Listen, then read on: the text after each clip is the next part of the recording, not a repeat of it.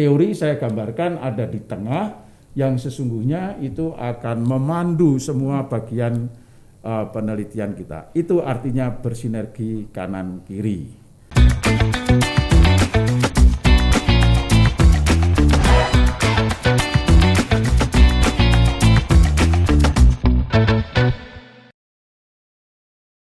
Halo, selamat siang.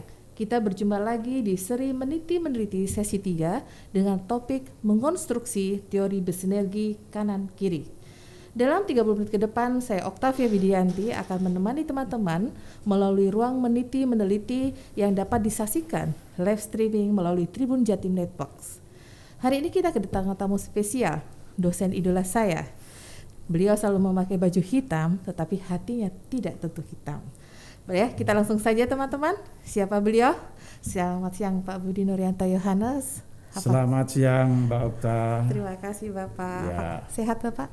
Alhamdulillah sehat. Baik. Senantiasa sehat ya. Alhamdulillah, terima kasih Bapak. Oh ya Bapak, untuk hari ini kita akan dialog sederhana mungkin itu tentang sering meneliti tentang teori bersinergi kanan kiri. Nah, sekarang pertanyaan saya nih Pak, yang membuat saya selama ini membuat pertanyaan apa yang perlu saya tanyakan kepada Bapak? Apa sih Pak hubungannya seri 3 ini dengan seri 2 dan 1 Bapak?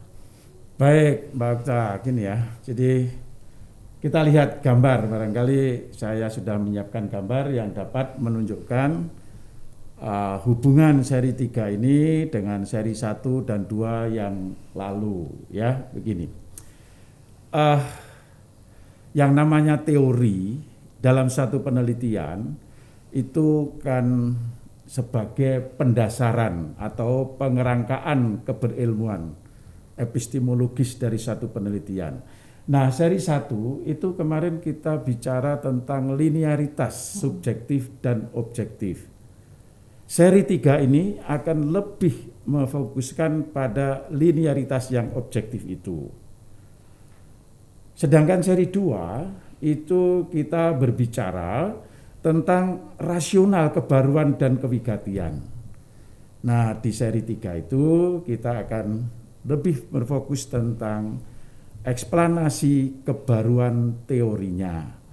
Itulah hubungan antara seri 3 ini yang kita beri judul mengonstruksi teori bersinergi kanan kiri, kan gitu. Nah, apa maksud seri 3 ini dengan bersinergi kanan kiri? Nah, tentu saja kita lihat ya di gambar itu teori itu dalam satu penelitian, ya sebut saja supaya bagi teman-teman ini tidak abstrak ya, itu kalau di skripsi, di tesis, di disertasi memang posisinya di bab 2 setelah pendahuluan kan gitu, itu teori. Kalau ditulis dalam artikel itu bagian dari pendahuluan, satu dengan pendahuluan kan gitu, itu teori. Tetapi sesungguhnya teori ini ya juga berkait ya dengan yang dituliskan dalam pendahuluannya, yang mendahului. Di mana itu? Yaitu misalnya saja sebagai contoh kecil, saat di pendahuluan itu kita menuliskan apa itu? Definisi istilah. Definisi istilah gitu ya. Atau orang mengatakan definisi operasional juga boleh gitu ya. Itu sebetulnya yang ditulis di situ itu adalah hasil salin tempel kan gitu ya, kemarin sudah saya sebut itu dari yang ada di bab 2 kan gitu. Nah, hubungannya dengan bab 3 tentang metodologi apa misalnya ya, yang biasanya bab 3 itu berisi metode penelitiannya. Hubungannya ialah ya bersinergi dengan bab 3 itu apa yang dituliskan, dirancang, atau bahkan nanti setelah jadi laporan dilakukan itu entah saat menyediakan data, saat mengolah data, saat menganalisis data misalnya itu selalu terpandu dengan teori yang dipakai. Sehingga betul-betul metodologi yang bersifat universal, abstrak itu menjadi ideografik, spesifik karena sudah dipandu oleh teori kita. Kan begitu.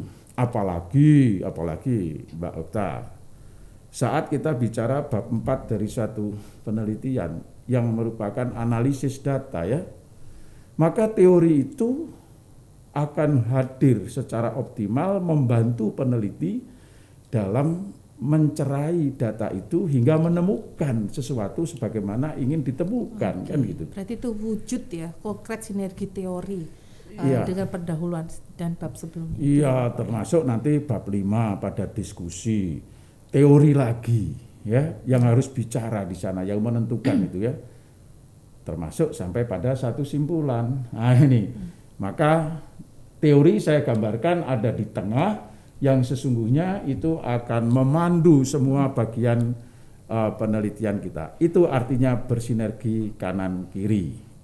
Ini Pak, apa wujud konkret sinergi teori dengan pendahuluan atau bab sebelum teori itu Bapak? Ya baik. Begini Mbak Okta, kalau dalam hubungannya dengan pendahuluan, ya, di pendahuluan itu kita sudah merasionalkan dan tentang itu baru, ya, tentang itu penting, gitu ya. Maka teori ini nanti yang kita konstruksi ini akan menjadi pembuktian, ya. Kesesuaian antara modusnya yaitu teorinya ya, dengan fokus ya, mengapa meneliti itu dengan modus itu. Kalau di rasional kan yang dijawab itu ya, tapi ini akan menjadi bukti bahwa kerangka teoritis yang kita buat itu bersesuaian dengan rasional kita di pendahuluan, kan gitu. Dan yang paling tampak ialah apa yang kita tuliskan di dalam definisi istilah di pendahuluan atau sering dikatakan definisi operasional itu ya. Itu seperti saya sudah sampaikan pada seri 1 dulu juga, sesungguhnya itu tinggal menyalin tempel apa yang ada di dalam kerangka teoritis bab 2.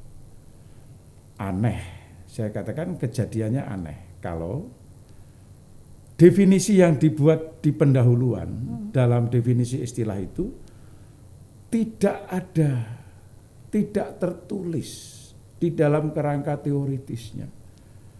Diambil dari mana? Ya mungkin datang dari langit. Ya tentu saja ini lalu tidak bersinergi, bukan? Gitu. Jadi hubungannya dengan pendahuluan adalah dengan rasional dan dengan definisi istilah. Itulah kerangka teoritis itu, kan gitu. Nah, sekarang kalau ditanya dengan bab-bab yang lain apa hubungannya, gitu kan? Iya. Dengan bab-bab yang lainnya apa hubungannya kerangka teoritis ini? Dengan bab-bab yang lain, teori ini menjadi sinergi juga, harus sinergi itu karena akan menjadi ruh. Ya, saya katakan menjadi roh dalam menspesifikan, ya, dalam mengideografikan, gitu ya, bahkan dalam menjelaskan operasional dan juga proseduralnya. Dulu di seri logika itu saya sudah mengatakan bahwa metode itu mesti ideografik, spesifik, operasional, kan gitu, ya. Nah, teori itu menjadi ruh untuk mewujudkan itu semua. Itu. Apa maksudnya? Menjadi panduan dalam penyusunan instrumen. Ya. Akan memandu lebih konkret apa yang kita tuliskan, bagaimana menyediakan data serta mengolah. Itu semua dipandu oleh teori itu. Termasuk dalam pemilihan metode analisis yang amat banyak sebetulnya. Maaf Mbak Okta, kadang-kadang orang hanya menulis Analisisnya apa? Deskriptif kualitatif gitu. Gitu kan? Tapi bagaimana operasional, prosedural, spesifik, ideografik, deskriptif kualitatif dalam penelitianmu itu ini gimana gitu? Ya pokoknya mendeskripsikan data apa adanya, lalu hanya bersifat kata-kata. Menurut saya itu tidak cukup. Mengapa? Karena operasional deskriptif kualitatif dalam penelitian ini mesti sesuai dengan kerangka teoritisnya. Dan kita bisa memilih dari sekian banyak analisis data yang kualitatif itu.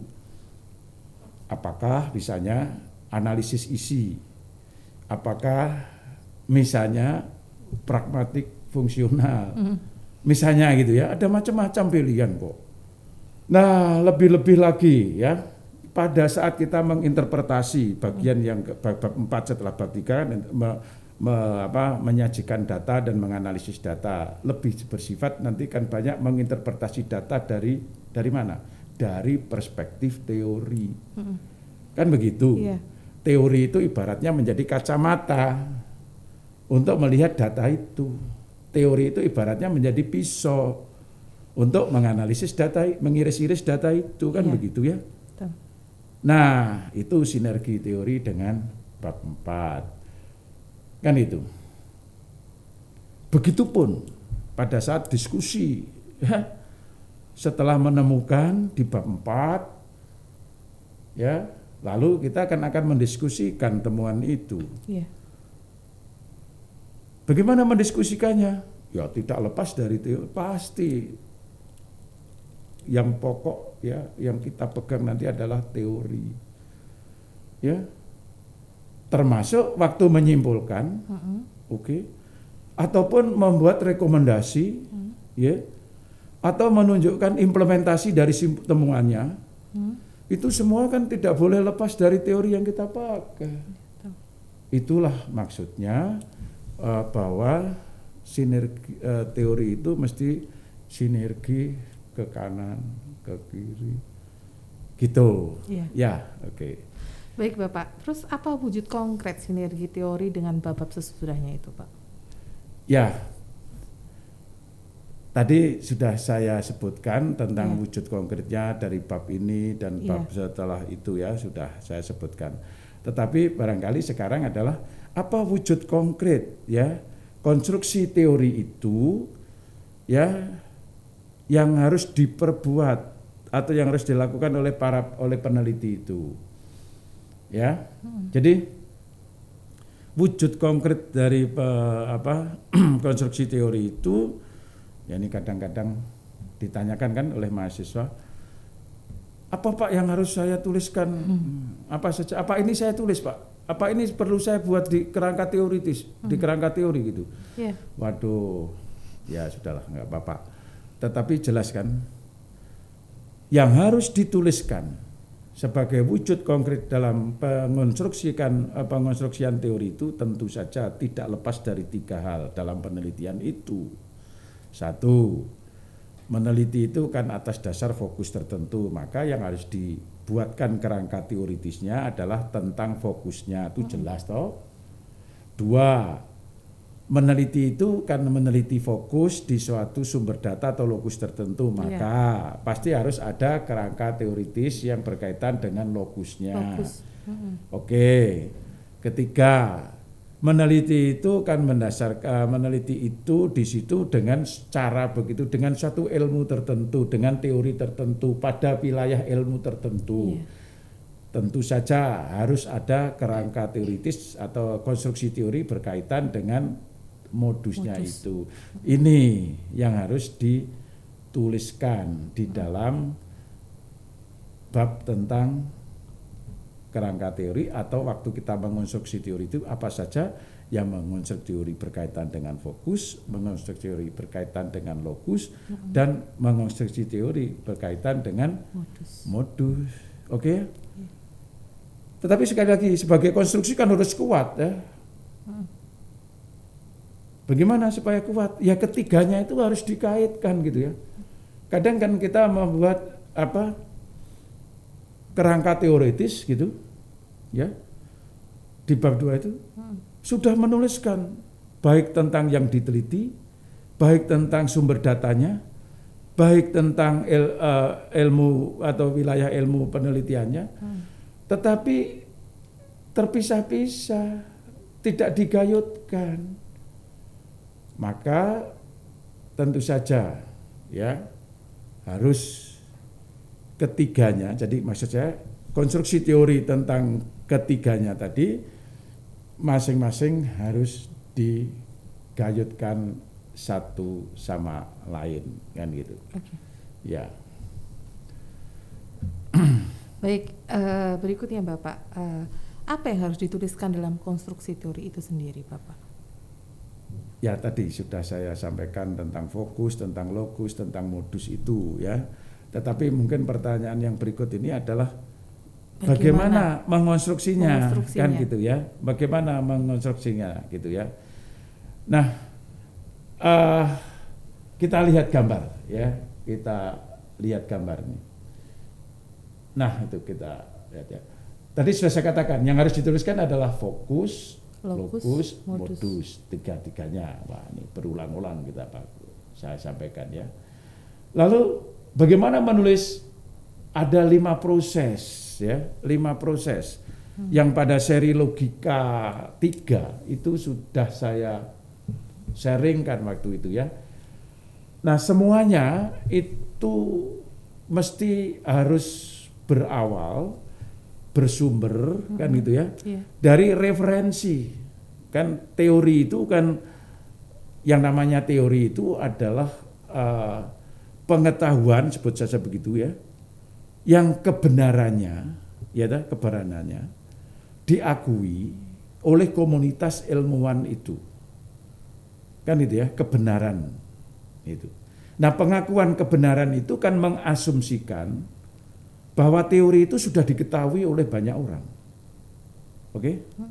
Nah, teori yang sudah diketahui oleh banyak orang itu kan memprasyaratkan bahwa itu sudah terpublikasi.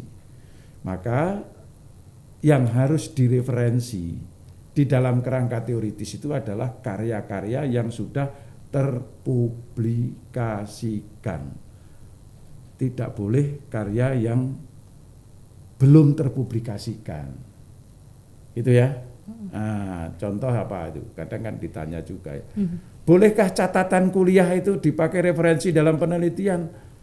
Bolehkah diktat dosen itu dipakai sebagai referensi penelitian? Nah, catatan kuliah dan diktat yang apalagi ada tulisan untuk kalangan sendiri kan gitu ya. Itu kan berarti masih terbatas, hanya di lingkungan itu kan. Belum banyak orang tahu. Belum kan gitu. Ya kalau analoginya dengan undang-undang itu sudah diundangkan kan gitu, sudah diundangkan kan gitu.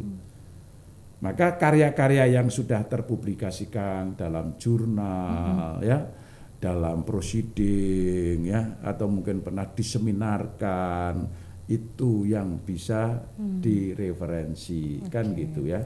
Tapi memang benar Pak, biasanya saya melihat ada artikel adalah itu tadi mata kuliah ini yang pernah di ini gitu Pak. Jadi ya, semacam itu. Tentu saja kalau kita berhadapan dengan pereferensian ya dalam penyusunan kerangka teoritis penelitian atau landasan teoritis penelitian, kemudian yang dirujuk, yang diacu catatan kuliah, diktat itu ya kita menyaksikanlah kebenarannya, ya kan gitu ya, kita menyaksikan.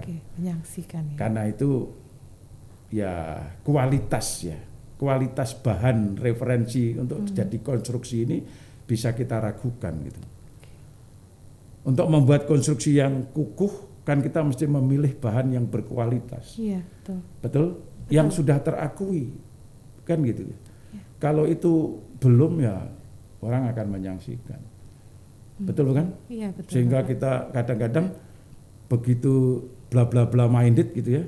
Sehingga kalau tidak pakai semen ini gitu, tidak mau. Karena apa? Karena semen ini adalah yang sudah memang terkenal itu kan. Nah, seperti itu. Jadi memang orang lain, orang banyak sudah mengetahui kualitasnya. Iya. Sudah gitu. Pak, di luar itu Pak, saya ingin bertanya, misal nih Pak, kan ada itu ya semacam jurnal gitu. Jurnal itu mengatakan seperti ini, referensi harus 10 tahun atau 5 tahun. Tapi ternyata ada tahun misalnya tahun 1912 yang masih dipakai. Menurut Bapak seperti apa itu Pak? Oke, baik, terima kasih ya. Ya. Begini, yang berkualitas itu seperti apa sih gitu ya? Yang berkualitas itu seperti apa gitu ya? Atau dalam hubungannya dengan yang harus saya pakai sebagai konstruksi teori, kalau tadi dengan contoh Mbak Okta tadi, itu kan saya analogikan begini. Kalau itu ya berkaitan dengan yang pokok, ya saya sering mengatakan asal muasal sebagai babonnya, jadi sebagai sesuatu yang baku. Nah, mungkin gambar berikutnya, Mas, coba kita lihat, ya. Gambar berikutnya ini akan menjelaskan tentang apa saja yang bisa direferensi itu. Nah, ini nih, ya, ini baku, itu apa artinya? Bahwa ini sebagai yang seharusnya, dan ini bisa saja berasal dari buku literatur yang tidak hanya 10 tahun yang lalu, tetapi setengah abad yang lalu. Yeah. Oke? Yeah. Itu yang saya katakan dapat direferensi, ya toh? Karena itu merupakan babonnya, cikal bakalnya. Misalnya gitu ya. Orang kalau menulis di bidang psikolinguistik misalnya, itu sekarang, saya pikir kalau mereferensi dari Clark and Clark itu padahal terbit tahun 1950 sekian. Itu saya pikir tidak ada masalah. Mengapa? Karena kalau bicara misalnya tentang akuisisi bahasa, kalau bicara tentang misalnya komprehensi bahasa, ya Clark itu yang menyuguhkan bahan baku awal tentang studi psikolinguistika yang membahas tentang dua hal itu misalnya. Maka tanpa terikat tahun, itu karena apa? Sebagai hal yang babonnya, ya di sanalah yang pokok ditemukan, itu boleh. Tetapi memang benar ya bahwa kemudian mutakhir ya, produk yang mutakhir, ibaratnya kalau kita analogikan dengan buku-buku dengan produk-produk itu sesuatu yang diproduksi terakhir ya, itu kan sebagai suatu bukti yang tentang itu, inilah yang sekarang ini dipakai orang, kan gitu ya. Sehingga ada ketentuan ya yang bahkan ya diformalkan sebagai ketentuan ya untuk menulis skripsi, tesis, disertasi menggunakan referensi sekian tahun, ya boleh dalam batas sekian tahun, misalnya 5 tahun atau 10 tahun. Ini karena memang yang direferensi itu mestinya yang mutakhir. Apa hubungannya itu? Supaya kita memang melanjutkan perkembangan ilmu yang terakhir. Kan gitu. Karena penelitian kan kita lakukan hari ini di sini gitu ya, untuk meneruskan apa yang lalu, yang terakhir terjadi gitu ya.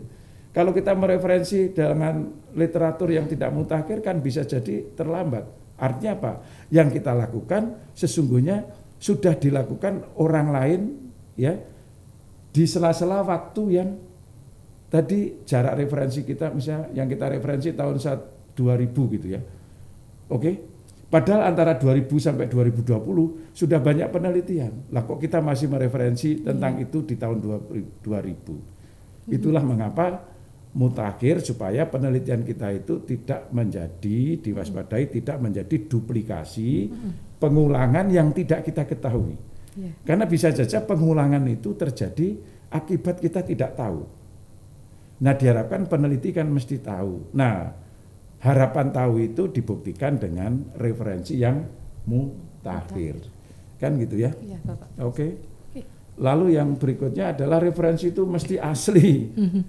Oke? Haruslah kita. Jangan membeli yang KW. Kan gitu ya? Jangan memakai yang KW.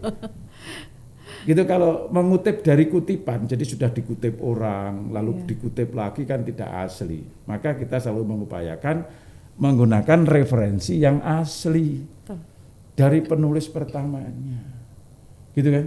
Dicari, bukan mengutip itu, tetapi dari yang sudah dikatakan orang dalam tulisannya dia, lalu akan terjadi ini dalam ini. Wah, ini tidak orisinal ini kita menjadi sumber kedua kan? Saya pikir kita mesti menghindari semacam itu. Lalu yang berikut tentu saja ya kita pakai referensi yang berkualitas, bermutu. Itulah Mbak Okta akrab sekali, ini termasuk Q1 atau Q2 akun kan gitu ya. Ya ini karena memang harapannya kerangka teoritis itu dibangun dari referensi-referensi yang tentang hal yang pokok. Jadi dia memang bicara tentang itu, ini baku. Walaupun karyanya memang sudah tidak mutakhir, tetapi kalau memang dia bicara itu dan menjadi pemula munculnya ide itu, teori itu, terbit 50 tahun yang lalu, bisa juga tetap direferensi karena kan gitu. Karena ini tentang itu asalinya ya dari situ ya. Ini tentang ketulenan ya, kita bicara tentang ketulenan dari referensinya. Lalu mutakhir yang paling anyar, grace dibatasi dengan tahun kalau ini memang ya, supaya tadi kita tidak mengulang duplikasi yang kita tidak tahu, sehingga kita harapannya ya menyambung dari yang terakhir, nyambung kan masa dari sana, nyambung yang terakhir, maka ada ketentuan tentang kemutakhiran kan gitu ya. Lalu aslinya ya tentulah ya, dan kemudian yang berkualitas mutu itu Mbak. Bahkan ya tuh Mbak. Sekarang berarti itu termasuk gini ya Bapak, jurnal yang sudah disitasi seperti itu Pak ya. Kemudian interpretasi, kemudian ada relevansi dan ada komparasi. Nah itu Pak yang kami yang mahasiswa itu kadang bingungnya di situ, bagaimana mengonstruksinya seperti apa sih teori itu. Nah mungkin Bapak bisa menjelaskan seperti apa mereferensi karya terdahulu yang telah dipublikasikan dalam buku, misalnya dalam proceeding, misalnya dalam jurnal gitu. Nah prosesnya itu loh Bapak yang membuat kita sampai sekarang itu masih bingung. Mungkin gitu. Ada baiknya teman-teman menyimak kembali ya, karena itu sudah saya bagikan pada seri logika yang kelima seri logika 3. Jadi seri logika ketiga itu secara spesifik saat itu kami berbagi berkaitan dengan 5 proses itu ya. Tapi barangkali saya akan sedikit mengulang boleh ya. Jadi tadi saya tegaskan lagi bahwa karya yang dapat direferensi dalam konstruksi teori penelitian itu adalah karya-karya terdahulu yang berbicara topik yang sama atau yang berdekatan dengan itu. Kadang kan ada yang tidak sama ya. Jadi kita mau mencari teori A gitu ya, katakanlah misalnya tentang humor politik misalnya gitu ya. Itu ternyata yang langsung sudah berbicara tentang humor politik itu tidak ada kan gitu. Ya, tetapi ternyata ditemukanlah baik itu jurnal ataupun buku-buku yang hanya bicara tentang humor misalnya. Sementara yang humor politik itu belum ada sebagai buku teori misalnya ya. Maka ya bisa saja kita menggunakan buku yang bicara secara umum tentang humor kan, atau bahkan tentang politik gitu ya. Itu boleh saja, karena nanti ada tahapan relevansi. Nah oke. Dari karya-karya yang sudah terpublikasikan tadi, kemudian kita ini mau tidak mau bukan mengutip kan gitu ya. Tapi semua sudah paham bahwa sekarang harus hati-hati mengutip itu ya. Kalau dahulu kita mengutip persis seperti aslinya sebagai kutipan langsung itu boleh-boleh saja gitu ya. Bahkan menjadi variasi ya, sebut saja kadang ada gagah-gagahan dengan mengutip seperti aslinya, kelihatan bahwa kita punya bukunya kan gitu ya. Sekarang sama sekali harus dihindari bukan? Sebab kalau kita mensitasi persis seperti aslinya akan terjadi yang namanya similaritas dan kita bisa juga dicurigai menjadi plagiator karena persentase kesamaannya tinggi kan begitu. Ya, betul, Pak. Maka cara mengutip yang paling ideal ialah kita mereproduksi. Artinya apa? Mengungkapkan kembali, membaca, alihkan ke karya kita. Bagaimana tekniknya di seri Logika 3 saya pikir saya tidak perlu mengulang. Sudah jadi lengkap teman-teman, ya? maaf ini saya pikir saya harus mengingatkan kembali jika memerlukan penjelasan tentang teknisnya di seri Logika 3 itu.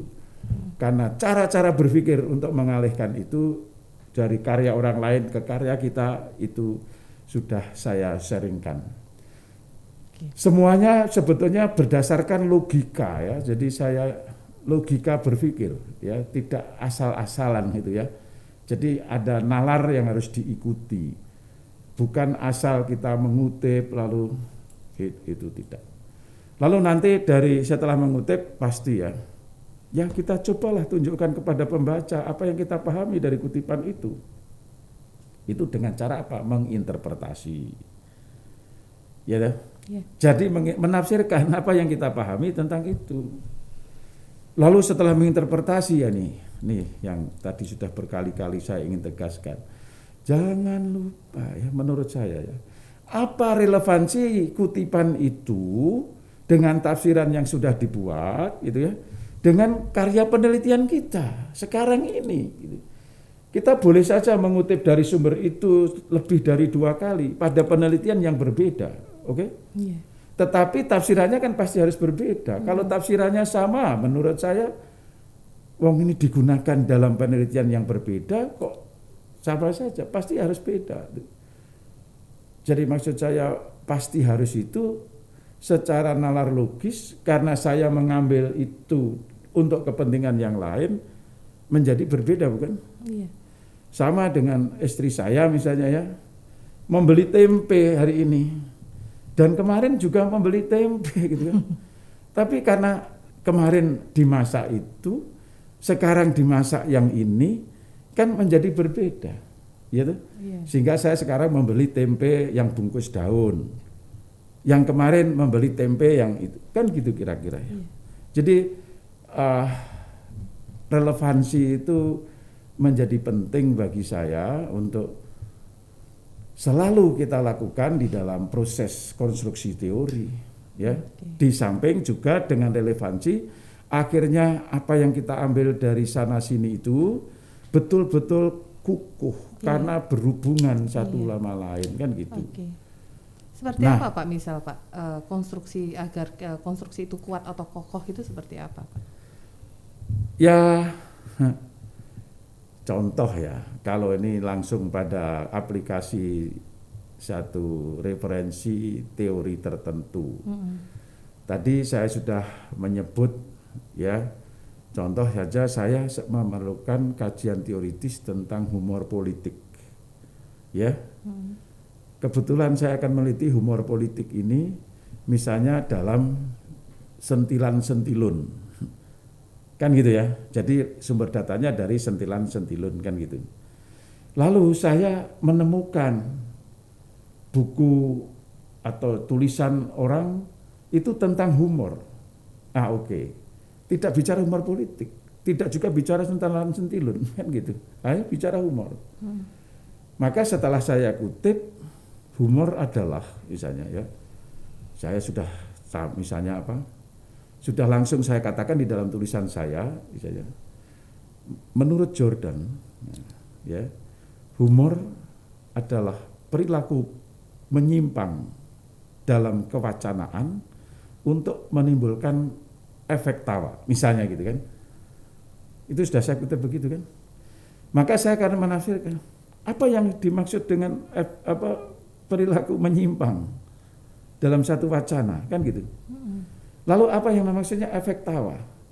Apalagi kalau saya meneliti nanti humornya itu humor yang sudah tertulis. Bagaimana efek tawa itu? Nah, lalu saya ketahui misalnya efek tawa itu tampak pada apa?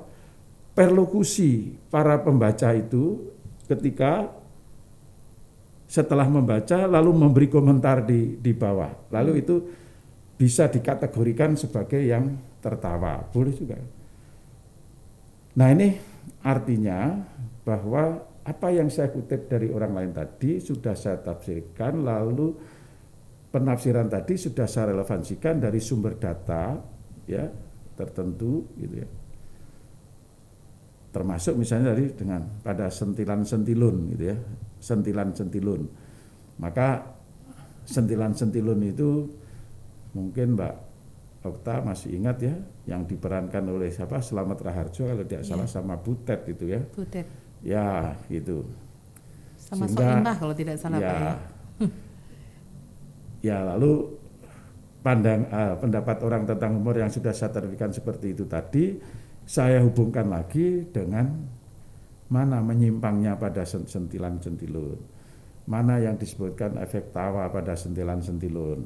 Karena kan ketika menyaksikan itu, ya kita tidak melihat ada orang tertawa kan gitu, ya toh? Iya. Nah tapi saya perlu menggali efek tawanya itu apa betul terjadi pada saat sentilan sentilun itu ditayangkan. Saya lalu perlu data dari orang yang menyaksikannya kan gitu ya. Iya.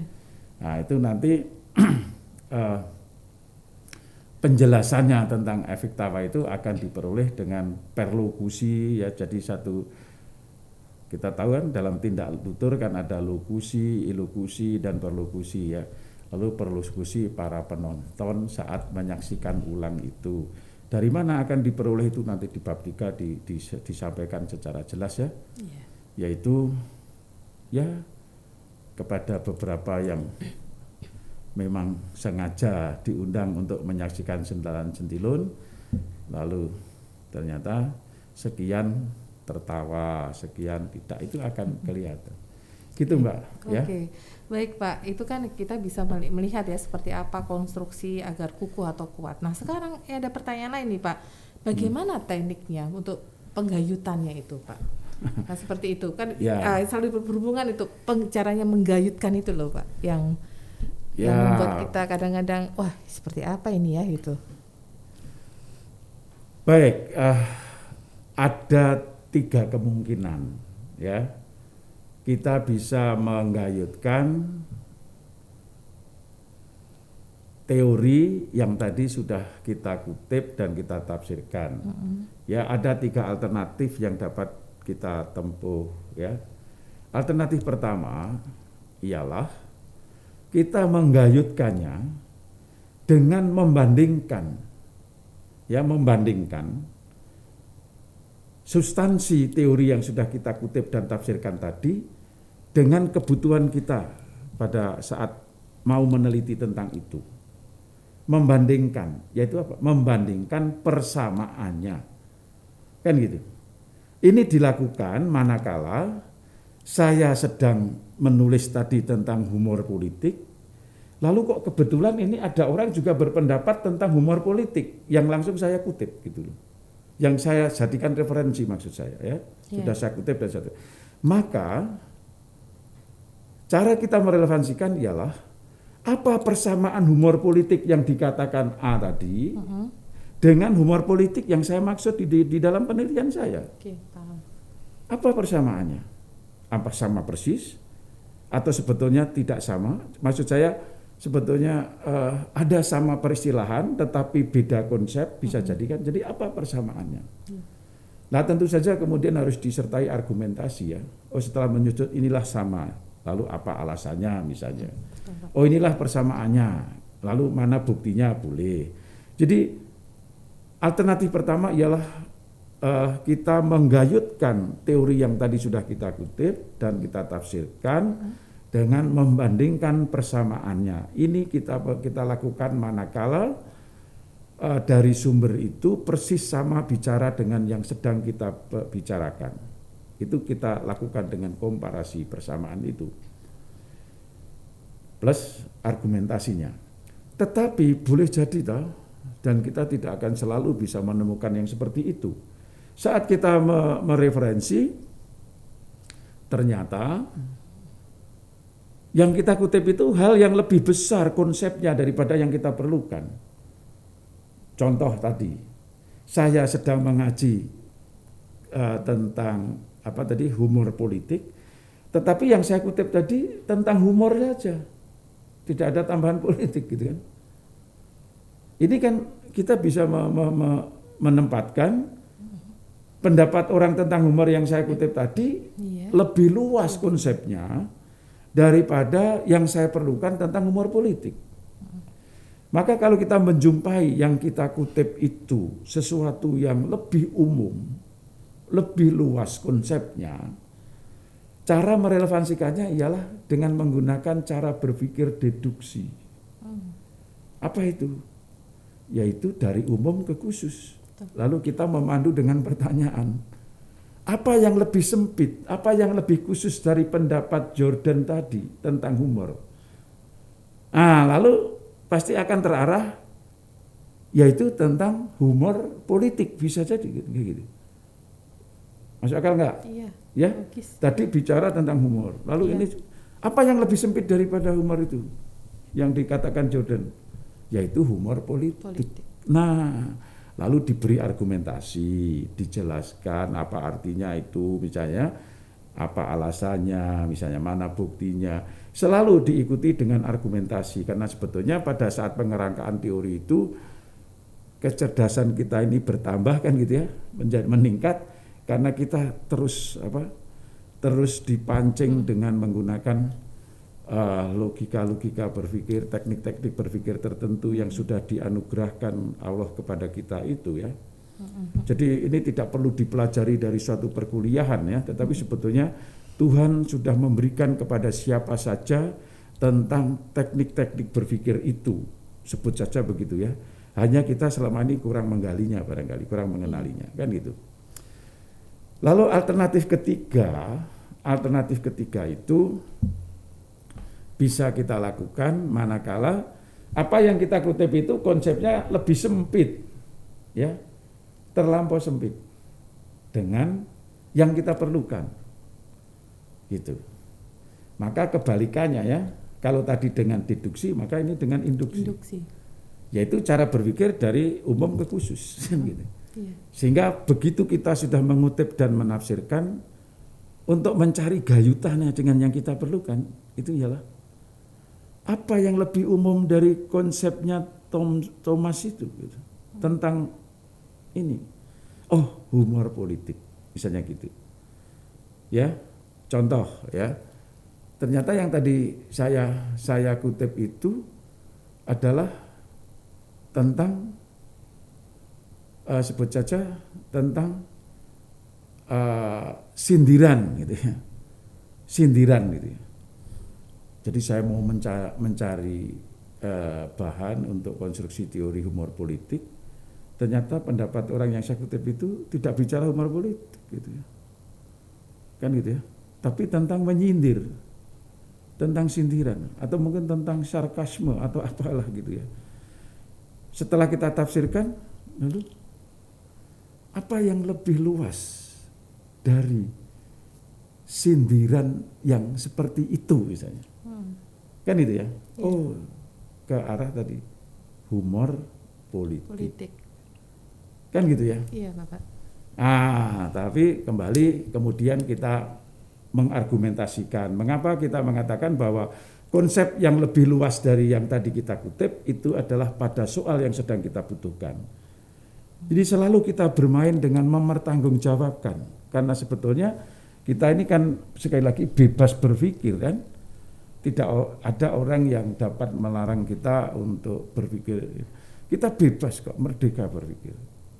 Lalu yang paling penting ialah bertanggung jawab atas apa yang tadi dengan bebas kita katakan, tetapi kita kemudian pertanggungjawabkan, dan pertanggungjawaban itu adalah masuk akal, logis, orang lain bisa menerima, saya pikir tidak masalah. Itu cara kita untuk mengonstruksi teori dari sumber-sumber itu, gitu. Pak, kalau tadi Bapak sudah menyebutkan ada 3 jalan kan, ada komparasi, kemudian ada deduksi, kemudian ada induksi. Kalau menurut Bapak, kalau penelitian kualitatif khususnya ini, itu lebih ke deduksi atau induksi Bapak? Wah, kalau berkaitan dengan pengerangkaan teori itu tidak ada hubungannya. Tidak ada hubungan berarti. Jadi maksudnya untuk merelevansikan dengan deduksi atau induksi itu hal yang lain, ya. Tetapi kalau ditanyakan deduksi induksi dalam pengerangkaan teori di satu penelitian, ya ini kualitatif atau kuantitatif, itu adalah cara penarasiannya, yaitu tentu saja kalau kita memilih, oke ini saya mau sebut ya, kalau kita memilih katakanlah penelitian kuantitatif, maka tentu cara kita mengemukakan adalah kita mulai dari yang besar dulu. Jadi di bab 2 itu kita memulai sesuatu konsep dari yang besar dulu ke yang kecil, ke yang kecil, ke yang kecil. Contoh ya, dalam kaitannya dengan yang saya sebut berkali-kali fokus, lokus, modus, kalau kita itu mau meneliti secara kuantitatif, barangkali konsep yang paling besar itu kan modusnya. Maka A, yang pertama kali harus dibuat landasan teoritisnya adalah modusnya. Kan gitu, karena itu yang akan memayungi semua. Kan gitu ya. Baru setelah itu tentang fokusnya, baru tentang itu lokusnya. Urutannya kan begitu. Itu urutan deduktif. Tetapi andai kata kita akan meneliti itu secara kualitatif, kan gitu ya. Maka ya bahasan kita tentang kerangka teoritis A. Nah, kita mulai dengan fokusnya, kan gitu. Modusnya nanti di akhir. Itu urutannya. Ya tentang pengerangkaan sesuai dengan jenis penelitiannya. Mungkin ini akan menarik kalau kita bicarakan pada sesi sendiri yang kelihatannya sudah ada ya bisik-bisik kita kelak akan bersharing tentang seri lain yang berjudul mengualitatifkan kualitatif misalnya ya. Itu supaya betul-betul kualitatif itu bagaimana caranya dari awal sampai akhir kan gitu. Oke, Bapak. Baik Bapak, selanjutnya Bapak ini. Tadi kita sudah Bapak sudah memaparkan seperti apa konstruksi itu kuku, terus teknik penggayutannya seperti apa. Nah sekarang ini Pak, dalam hubungannya dengan konstruksi teori, apa persamaan dan beda konstruksi teori pada yang multidisipliner, interdisipliner, dan transdisipliner Bapak? Nah ini yang membingungkan banyak mahasiswa Pak yang bertanya-tanya seperti ini. Baik. Bagaimana Bapak? Menurut Bapak seperti apa ini? Oke, sebelum ke sana saya mau menambah sedikit tadi ya, dalam rangka untuk mempertegas kekukuhan konstruksi teori. Itu tadi kan proses pada satu kutipan dikutip, ditafsirkan, kemudian digayutkan. Ya. Lalu kan saya pikir semua sudah paham supaya ada triangulasi pemikiran minimal kan kita mesti mengutip dari 3 minimal ya. Lalu kukuhan. Jangan lupa kalau kita mengutip lebih dari 3 tadi, lalu kita banding-bandingkan. Nah, membandingkan antara kutipan satu dan kutipan lain itu sesungguhnya dalam rangka juga mengukuhkan hubungan antara yang diferensi yang satu dengan yang lain ya. Ibaratnya kan diikat. Kalau tidak dibandingkan, antar itu kan menjadi terumbe-umbe, lalu kurang kukuh. Nah kadang ini juga yang terlewatkan, mengutip sana, mengutip sini, mengutip sana. Tetapi tidak dibuat bandingan, apa perbedaan persamaan di antara pendapat A, pendapat B. Lalu teori itu masih terumbe-umbe, sehingga kelihatan masih ya belum kukuh gitu ya, karena memang belum diikat. Nah cara mengikatnya supaya kukuh dengan pembandingan, baru berakhir pada simpulan, kan gitu ya. Itu konstruksi teori yang lazim dilakukan untuk ya supaya lebih kuat, lebih kukuh gitu. Nah sekarang kalau ditanyakan hubungannya konstruksi teori ini dengan jenis-jenis penelitian yang disebut ini penelitian multidisiplin, ini penelitian yang interdisiplin, ini penelitian yang transdisiplin gitu ya. Bagaimana itu perbedaannya? Ya gitu. Nah kita mesti paham dulu ya apa itu penelitian yang multidisipliner kan gitu. Kalau tentang ini tidak dipahami dengan tepat, ya nanti dalam mengonstruksi teori pun juga tidak akan tepat kan gitu. Dan memang betul Mbak Okta ya, konstruksi teori pada penelitian yang berbeda tadi ya pasti memerlukan juga perbedaan dalam apa ya, pengukuhannya gitu. Nah, multidisiplin itu kan penelitian ya yang menggunakan 2 atau lebih ya teori, disiplin ilmu, teori bisa, disiplin ilmu boleh, tapi lebih dari 1. Ya, ada teori A, ada teori B, ada teori C barangkali begitu kan? Oke. Tetapi masing-masing teori itu masih berdiri sendiri-sendiri. Hanya di dalam penelitian ini digunakan bersama untuk menganalisis data, tapi di dalam kesendirian, jadi masih terpisah gitu ya. Ibaratnya apa ya? Jadi saya ini sakit sinusitis, misalnya gitu kan. Lalu ada dokter THT, ada dokter penyakit dalam, misalnya gitu ya. Kemudian ada dokter paru-paru gitu ya, misalnya begitu ya. Nah, ini masing-masing bekerja sendiri-sendiri, ya toh, untuk ya mencari, untuk mendiagnosis dan terapinya juga atas penyakit sinusitis saya. Ini multi. Ya, gitu. Ini pahaman saya seperti itu. Jadi dengan kata multidisiplin sebetulnya hanya menunjukkan bahwa, itu sudah menunjukkan bahwa ada lebih dari 1 disiplin, lalu secara bersama-sama pada suatu penelitian dipakai untuk mencerai data. Masing-masing ya bekerja sendiri-sendiri sesuai disiplinnya. Konkretnya ialah data yang sama nanti dianalisis 2 atau 3 kali, ya oke, sesuai dengan disiplin teori yang sedang, itu kan multi. Sedangkan yang namanya interdisiplin itu sebetulnya adalah 2 atau 3 teori ya memang digunakan bersama-sama dalam suatu penelitian, tetapi yang digunakan itu hanyalah apa? Yang berinterseksi. Jadi kalau kita gambarkan dengan suatu ya berinterseksi. Yang berkaitan gitu ya, Pak ya. Kita pernah belajar matematika ya dengan diagram Venn itu. Jadi yang digunakan hanyalah yang beririsan dari 2 atau 3 itu. Yang tidak. Gitu ya. Yang tidak gitu. Sama seperti tadi, kalau saya ini sakit sinusitis, lalu 3 dokter tadi akan berembuk gitu ya, untuk memberi informasi sama-sama, oh ini. Lalu masing-masing melihat interseksinya. Kalau dari THT soal di mana, kan gitu ya. Kalau dari paru-paru di mana, kan gitu ya.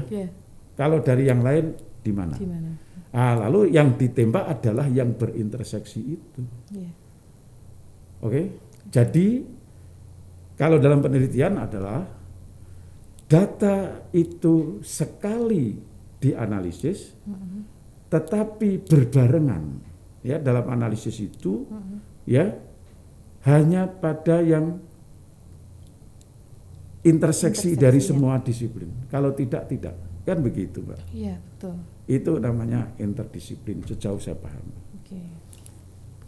Sedangkan kalau trans ya namanya juga trans ya. Ini sudah alih disiplin. Itu sebetulnya adalah satu penelitian yang dilakukan dengan 2 atau lebih teori atau disiplin gitu. Lalu 2 atau lebih itu berpadu. Jadi ada integrasi, jadi dipadukan. Jadi bukan hanya yang interseksi. Bisa jadi pemaduan itu pada yang tidak interseksi ataupun yang interseksi tapi sudah sudah teramu menjadi satu, ya. Nah, ini yang akhirnya akan menimbulkan memang suatu disiplin baru, ya, dari penelitian yang transdisiplin itu. Pada saat analisis, maka data yang sama dianalisis dari paduannya, bukan interseksinya, ya, tapi paduannya, gitu. Ini trans, oke? Maka sekarang bagaimana ini hubungannya dengan konstruksi teori yang menjadi pokok bincangan kita hari ini? Tentu saja ya, kalau kita meneliti seperti secara multidisiplin, ya masing-masing teori yang terlibat itu dikaji sendiri-sendiri, kan gitu. Yeah. Ya, menurut otonomi, ya, keotonomian teori itu, dalam keotonomian itu. Ya, gitu. Tetapi pada penelitian yang interdisiplin, ya, cara kita mengonstruksi teori adalah dua atau lebih yang kita gunakan pada penelitian itu hanya difokuskan kepada persamaannya. Karena persamaan itulah yang tadi kita sebut berinterseksi. Sehingga saya mengaji teori A, teori B, tetapi kemudian relevansinya teori A atau yang sama dengan B itu apa? Ketika saya mengaji teori B, kaitan relevansinya dengan A apa? Sehingga fokus pada saat kita merelevansikan pada penelitian interdisiplin hanyalah pada yang interseksi tadi, kan gitu. Sedangkan pada penelitian yang transdisiplin, maka cara kita untuk mengonstruksi teori, karena sudah memang berangkat dari memadukan dua atau lebih menjadi satu kesatuan, ya dah.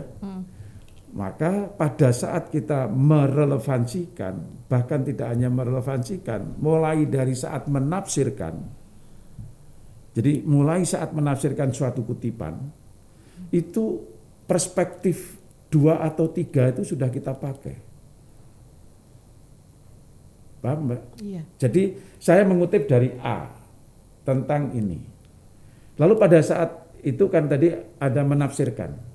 Pada saat saya menafsir, maka dua kacamata, ibaratnya gitu ya, dua warna kacamata yang saya ingin gunakan, A dan B itu sudah saya pakai untuk melihat bersama-sama.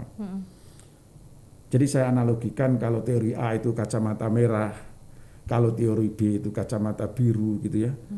Maka terhadap sitasi yang tadi sudah saya buat, langsung sudah saya tafsirkan dengan kacamata biru dan merah yang saya pakai bersama-sama. Gitu. Yeah. Sehingga akan kelihatan apa? Mungkin ungu. Yeah. Kan gitu. Yeah. Ya. Lalu sejak dari tafsiran sudah mulai begitu. Apalagi saat penggayutan dan sampai penyimpulan pasti akan beda. Dengan ketika saya melihat itu hanya dengan satu kacamata, kemudian ini saya lepas, kemudian saya pakai kacamata yang lain, beda bukan? Nah, kira-kira begitu ya. Pengonstruksiannya gitu kira-kira. Baik teman-teman, kita sudah mendengarkan pemaparan dari dosen kesayangan saya nih ya, Pak Budi Nuryanta. Berkali-kali saya disayang-sayang. Bahwa kita menyimpulkan bahwa di situ ada multidisipliner itu adalah setiap ilmu itu yang relevan dengan masalah dikonstruksikan sendiri. Yang kedua itu interdisipliner itu adalah konstruksi teori yang hanya didasarkan pada yang berkaitan atau interseksi. Kemudian yang ketiga adalah transdisipliner, itu adalah konstruksi teori yang memadukan atau yang berintegrasi dari dua ilmu, bukan hanya yang berkaitan atau interseksi seperti itu. Ya. Baik teman-teman, kita akhiri untuk seri 3 ini. Kita nanti akan siap menyiapkan untuk seri keempat dengan tema mengadu teori baru dan teori lama. Ini pasti lebih mengasihkan Pak daripada yang sesi 3 ini. Pada akhirnya akan saya akhiri, tapi sebelum saya akhiri saya akan membuat pantun untuk Pak Budi ya, bahwa meniti akar melata air, akar melata menjulur asri. Penelitian adalah kerja pikir, biar tetap lanjut mesti berseri. Terima kasih, selamat siang dan sampai jumpa di seri 4. Terima kasih. Terima kasih, sama-sama. Sehat dan sehati ya. Amin. Progres dan sukses untuk Terima semuanya. Terima kasih Bapak. Ya.